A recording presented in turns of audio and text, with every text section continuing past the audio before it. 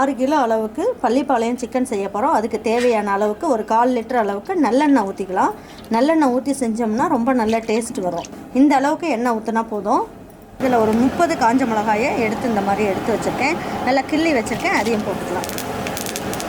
ஒரு 10 இனுக்கு கருவேப்பிலை போட்டுக்கலாம்.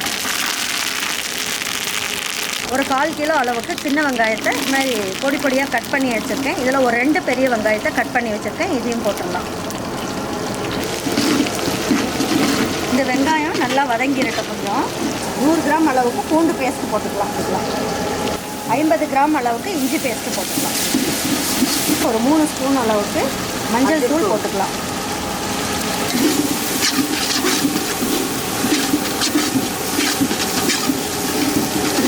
இதில் ஒரே ஒரு தக்காளி எடுத்து வச்சுருக்கேன், அதையும் போட்டுக்கலாம்.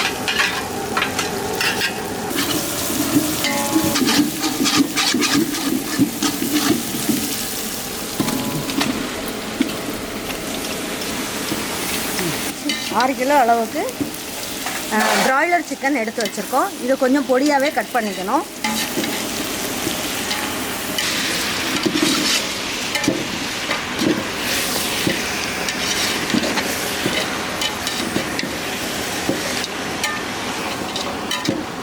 இந்த சிக்கன் 6 கிலோ சிக்கனுக்கு தேவையான அளவுக்கு உப்பு போட்டுருவோம்.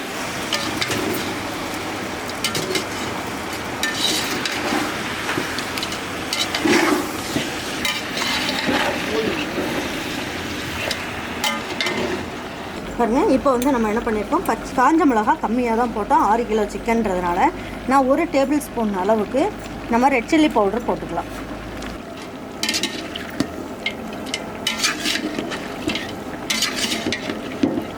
பாருங்கள், நம்ம தண்ணி எதுவும் ஊற்றலை, இவ்வளோ தண்ணி வந்துருச்சு பாருங்கள்.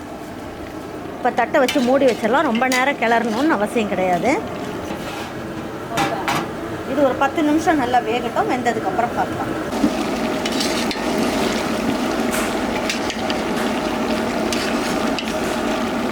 பாருங்கள், நல்லா வெந்துருச்சு. இந்த ஸ்டேஜில் நம்ம என்ன பண்ணலாம், தேங்காவை நல்லா பல்லாக கீறி ஒரு தேங்காய் அளவுக்கு எடுத்து பல்லாக கீறி போட்டுடலாம்.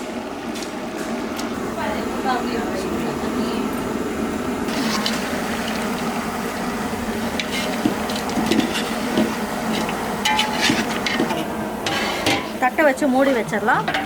இது ஒரு 5 நிமிஷம் வந்து ஹை ஃப்ளேமில் வைங்க, 5 நிமிஷம் ஸ்லோ ஃப்ளேமில் வைங்க. வந்ததுக்கப்புறம் பார்க்கலாம். பாருங்கள், வெந்துருச்சான்னு பார்க்கலாம்.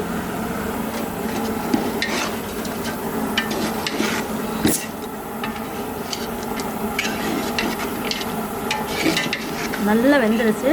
ரொம்ப நல்லா சாஃப்டாகவும் இருக்குது பாருங்கள்.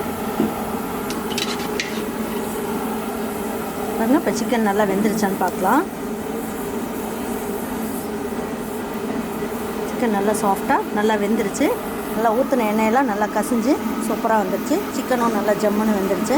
இப்போ எடுத்து வச்சு பரிமாறிக்கலாம்.